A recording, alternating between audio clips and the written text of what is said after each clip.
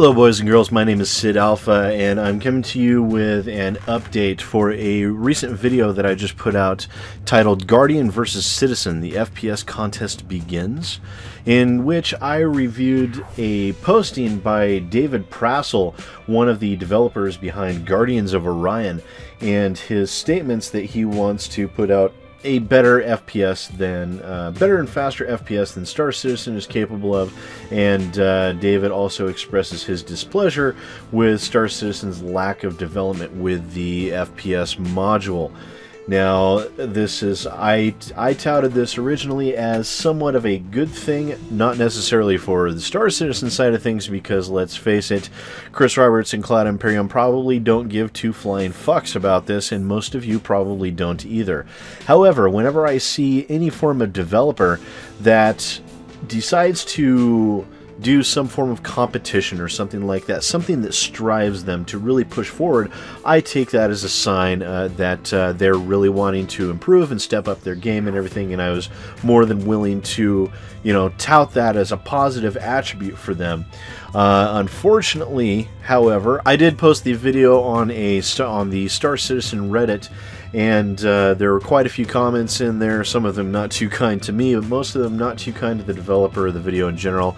One person's comment stuck my eye and stated that this, you know, David and his team weren't necessarily on the up and up. You related him to Derek Smart, of course. That's which at first I was willing to pass it off as just, you know, another hardcore Star Citizen White Knight just defending their beloved Star Citizen by saying, oh, it's a Derek Smart thing. But I decided, you know what, I'm going to look into this because I'm not going to be a dick. I'm not going to be a douche. Someone says something like this, I'm going to investigate it.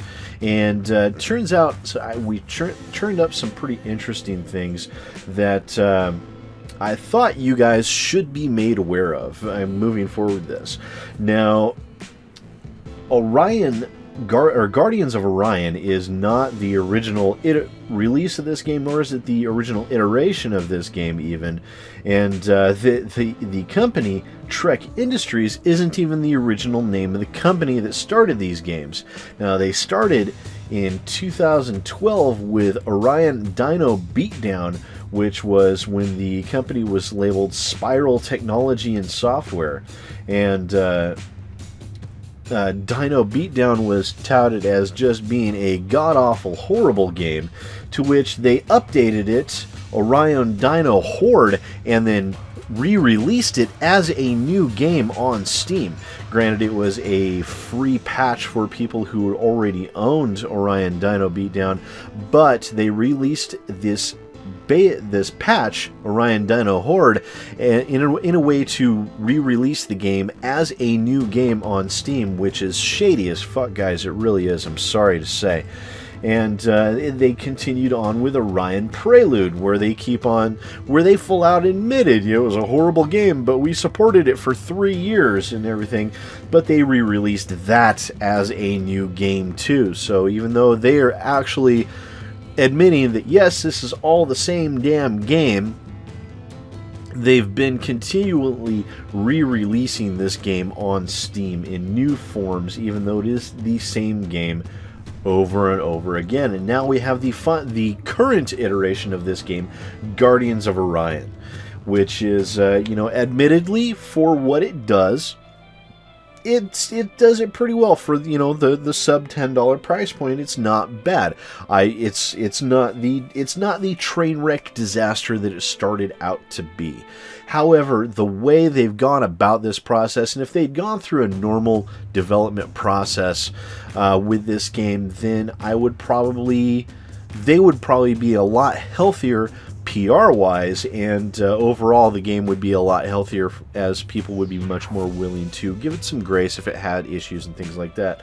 Also, there's been a lot of shady shit showing up for David Prassel in the past, involving he was apparently in 2012 accused of firing several key contributors to the game without paying them, then using their work anyways. There was actually a Kotaku story that was released back in April of 2013, which I'll post a link to that in the description down below, guys, in which they basically go through and they interview some of the artists that the games developers had hired or outsourced some of the material to, which is pretty common. You know, they subcontract out a portion or an asset or something like that. But then they ended up not paying these subcontractors and then using the generated assets anyways, which is just totally shady as fuck and not something anyone should really be allowed to get away with. And then we have David Prassel here with the current iteration of their game that they keep on rebranding and re-releasing on Steam. And he's calling out Star Citizen. Now, after looking into this a bit further, guys, I have to say that this took all of the wind out of my sails when it comes to this. I mean, I was ready to go to bat for these guys. I really was. I was ready to say, well, right on. You know, this is going to be awesome. It'll help strive these guys to produce a better game, which is better for us, the consumer. It's better for me. It's better for you. It's better for everyone all around. It's, you know, healthy. There's never anything wrong with healthy competition. However, what this guy does, his business practices and how they treat their own game, is not healthy to you, the consumer. It's duplicitous, and it's not someone that I can in any way support in any way, shape, or form. So I just wanted to put this out as an update reminder, guys, with his calling out Star Citizen, that perhaps he himself should be called out a little bit for previous shady business practices and duplicitous acts in attempting to dupe the consumers into purchasing what is not a new release on Steam, even though they keep on re-releasing it.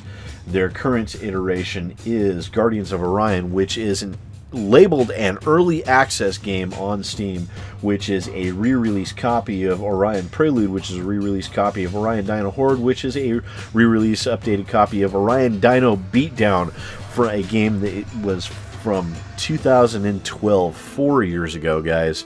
So this is, you know, I was all ready to support him. I was, but we just can't not after something like this. So I apologize to everyone that I may have potentially misled in my previous video regarding all this, and thank you guys for giving me a little bit of grace here. Be aware, please be aware of this type of thing, because guys, people that do this sort of thing with their company, they don't deserve your money or your time or your efforts. Okay, there are plenty of other honest developers out there in the world that don't pull this type of heavy-handed shit that are far more deserving of your money. Okay, guys? So with that being said, I am once again the guy with a face made for radio, SidAlpha, and I'll see you guys out in the verse.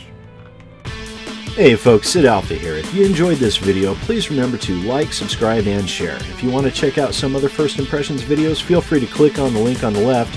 If you're interested in staying more up to date with what's happening in the PC gaming community, feel free to click on the link to your right.